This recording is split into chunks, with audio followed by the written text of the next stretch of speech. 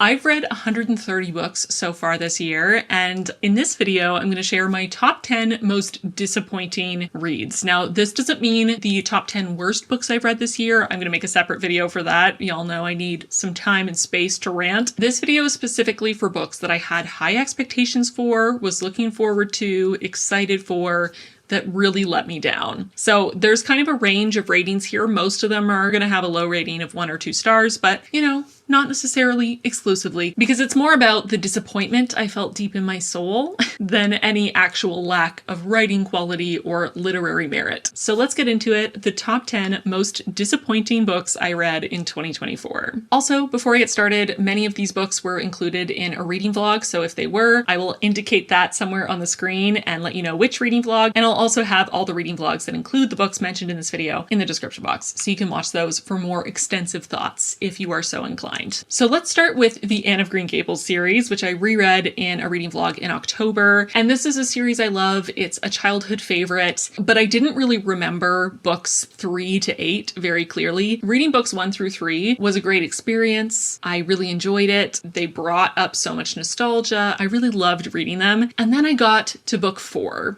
Anne of Windy Poplars. This book is terrible. I hated my experience of reading this so much. Not only does this book feel so completely out of place in the Anne of Green Gables series, but Anne herself feels very unlike herself. She is so mean and judgmental throughout this book. All of the other characters, almost exclusively, are also terrible. And the most important relationship in Anne's life at this point of time is completely off page for an entire book, except for a handful of letters that are very one-sided and don't progress anything. This was one of the 2 Anne of Green Gables books that was written at a much later date that L.M. Montgomery didn't really have any particular interest to write, and it really shows. This book is such a slog, so boring, just relying on the same tropes that worked in the earlier Anne books, trying to create new characters that would fill the archetypes of some past fan favorites. It feels very formulaic, very soulless, and it was very disappointing. Continuing on in the vein of books in a series that really let me down, we have Dust by Hugh Howey. This is book 3 in the Silo trilogy, Wool, Shift, and Dust. I must admit I was also disappointed by Shift, but not nearly as much as I was disappointed by Dust. Wool is incredible. I highly recommend book 1 in the series. I also recommend the Apple TV adaptation that is currently running, but my god did the series go downhill. Not only did it sort of lose the plot in terms of what was actually fascinating and interesting and intriguing about book 1, which was mostly the silo itself and the characters that were established in book 1, but it got so tied up in introducing female characters only to objectify them and sexualize them and make them entirely dependent on the male characters around them, which was baffling because book 1 had several incredible, complex, well-developed female characters, but it's like Hugh Howey forgot that women are human beings after book 1 and really lost the plot with book 3. Things start to get a little bit too complex. It feels like Howey starts to lose control over all the different plot lines and all the different hints from earlier books that have to be tied up. It just felt like he let this world get a little too unwieldy and struggled to wrap it all up in a single book with Dust. It was chaotic, it was messy, and I found it pretty unsatisfying. I still gave it 3 stars. It still did some interesting things. I'm still really impressed by this world that Hugh Howey built. It's very creative, but the characterization in book 1 was so special. It was incredibly well done. The characters were so complex and vivid and well developed. Their relationships were deeply compelling. The writing, when it comes to character moments and emotional moments, was just exquisite. And all of that seemed to just completely evaporate into the ether in book 2 and 3, and the absence of deep, complex, engaging characters in book 3 was glaringly evident. So number 2 on this list is kind of a combination deal for both Shift and Dust from the Silo series. They each got 3 stars from me, but it was a grudging 3 stars. Another series that let me down after an incredible first installment was the Ember in the Ashes series by Sabaa Tahir. Book 1, An Ember in the Ashes, was so good. It blew me away. It's one of the best YA fantasies I've read in a long time. YA romanticities. I know people like to argue with me on this point, but I would just like to say that the romantic subplot is a huge part of the book, and there are so many romance books tropes, and as the series goes on, it gets more and more involved in the romance. But there are 3 point of view characters in book 1, and they're in a love triangle, but there's also a separate love triangle that involves a fourth person and two of the protagonists. There's a lot of romance going on, okay? I'm just gonna say that. But anyway, book 1 was great. I gave it 5 stars. I loved it. And then I read book 2, and, you know, I tried to stay positive, but I was a little bit shocked by how the characters changed in book 2. It felt like so much of their personalities was stripped away, and there was a lot of melodramatic pining. But, you know, I pushed through. There was still some interesting plot stuff happening in book 2. I had hope for the rest of the series. And then I read book 3, Reaper at the Gates. And it was like all the worst parts of book 2 amplified up to 100. Elias and Laia became incredibly stupid and made terrible choices at all times. Hélène was probably the smartest of the 3, but still made some incredibly bafflingly stupid choices. So much of the book was dedicated to pining between 2 of the main characters that felt so unearned because their chemistry was in the basement, which is wild because I thought they had great chemistry in book 1, and they at least maintained a little bit of chemistry in book 2, but by book 3, no chemistry to be found. Not on the page, and not in my heart.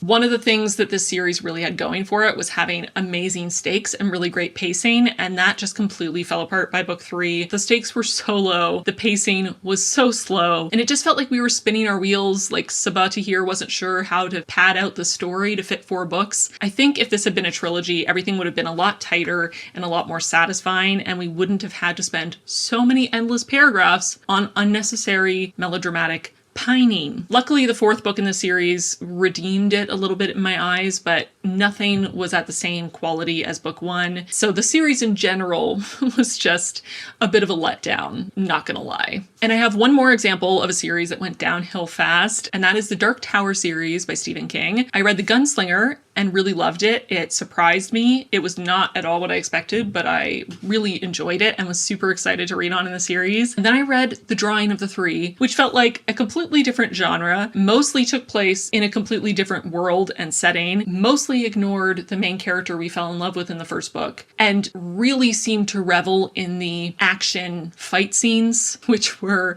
definitely not to my taste. It also introduced a new character who is a Black woman with mental illness who was such a horrifying amalgamation of stereotypes that I really struggled to finish the book and really struggled to understand how apparently she turns out to be one of Stephen King's best female characters according to his fandom. I'm not sure I have the willpower and the strength to continue on in the series to see how that happens, if I even agree with that take. But as it is, The Drawing of the Three was a huge disappointment after how much I enjoyed The Gunslinger, and it's made me want to DNF the series altogether. The rest of the books on this list are standalones, so they disappointed me based on their titles, covers, blurbs, and any reviews I might have seen before I picked them up. Starting with The Woman in Me by Britney Spears. This is her memoir. I was a huge fan of Britney Spears back in the day. I grew up listening to her music. My first album on tape was Britney Spears' debut album. I loved her, and I was really excited to read her memoir and get her take on her life and how the past few decades have been, and really hear her own reflections on her experience and get a little bit of a window into someone who I so greatly admired and loved as a child and teenager. And I was highly disappointed not only by the quality of the writing, which is not attributed to Britney Spears because she had a ghostwriter, but the writing was very poor, the structure was super messy, and it just felt like she wasn't ready to write this book. She went through so much, and it's clear that she has not had the time to really process and heal from any of it, and I really wish she'd waited a little longer to tell her story at a point when she had a little bit more perspective and a little more insight into her experiences. I really wanted to love this memoir, but it was a huge disappointment. Next up is a much more recent book, which is Gaslight. This is a book I had as an ALC from the publisher, and I was really excited to read it. I thought it would be interesting to read a book about cults, but what really drew me in was the title and the cover. The cover is fantastic, and it really made me excited to read this. Unfortunately, this book is just NXIVM, the real life cult, with very minor changes. There is no mention anywhere, as far as I've seen from the authors, in any of the marketing material, in the blurbs, anywhere in the book. No acknowledgement that this is just NXIVM a real life cult being written as a thriller for entertainment, which feels really weird because the victims of the NXIVM cult are real and still living, and the leader of the NXIVM cult, who caused a huge amount of pain and suffering, is still alive and in prison. And all of this is very recent. I just struggled so much with this book. It feels really ethically and morally wrong to me to write a book like this that takes the real life trauma and suffering of still living people who went through this trauma and suffering very recently, and then to change just a couple little details and a couple names and write a book for entertainment without any interaction with the victims, as far as I can tell, without reaching out to them to get their feedback and see if they're okay with this, to make money off of their suffering, and also to use almost no actual creativity by making up your own cult and just using all these highly specific details from a real life cult. This just really rubbed me the wrong way, and I was incredibly disappointed. Next up is Meeting Millie by Clare Ashton. I went into this expecting a sweet yet steamy sapphic romance. I thought we were going to get small town vibes, friends to lovers, a bisexual and a lesbian, our roommates, and the rest is history. I thought it was going to be cute and I was going to swoon. What I got instead was page after page after page after page after page after page of biphobia and slut shaming, and also just the two protagonists being terrible to each other, constantly insulting each other, just being the worst. It was not romantic. It was really upsetting, actually. And while in the present day section of the book, they were a lot kinder to each other and there were some sweet moments, overall, I just ended this book thinking their relationship was built on such a toxic foundation, and the fact that there was no real acknowledgement or working through or atonement for the ways that they hurt each other on such a deep level was really upsetting to me. This book let me down so much. I was so angry reading it. Just no. No. No, no, no. No. No. Next up, we have I'm a Fan by Sheena Patel. I was looking forward to this one because I had it on my TBR for a really long time. I'd heard about it a couple times from people I follow on Bookstagram. I had it as an influencer copy from Libro FM, and I was really intrigued by the title and the cover combination. I read the blurb and thought it sounded really fascinating, and then I read it. And I hated it so much. The protagonist is the worst. She's a terrible person. She's awful all the time to everyone. She makes incredibly unethical decisions over and over again. She physically and verbally abuses her boyfriend. She cheats on her boyfriend repeatedly and over a long period of time. She becomes obsessed with her other affair partners and starts to stalk them online, and then in person tries to inject herself into their lives. And she's just an awful human being with no redeeming qualities. I hated reading a book about her. I found her despicable. All of the parts of the book that were about her really toxic personality and toxic relationships were very painful to get through. The only redeeming quality of this book were the passages that were the author inserting her stream of consciousness diatribes about the social and political implications of buying into racist, xenophobic, and misogynistic systems to try to wrangle some power for yourself. Those sections were incredibly insightful and felt very real and meaningful, but they were couched in just the most despicable, gross, unnecessary, toxic relationships, and one of the worst protagonists I've ever read about, that made it incredibly difficult to wade through all the fictional bits to get to the actual themes. If this had just been an essay collection focused on the actual message the author was trying to get across, I think I would have loved this, but all of the fictional elements of this story were painful to read.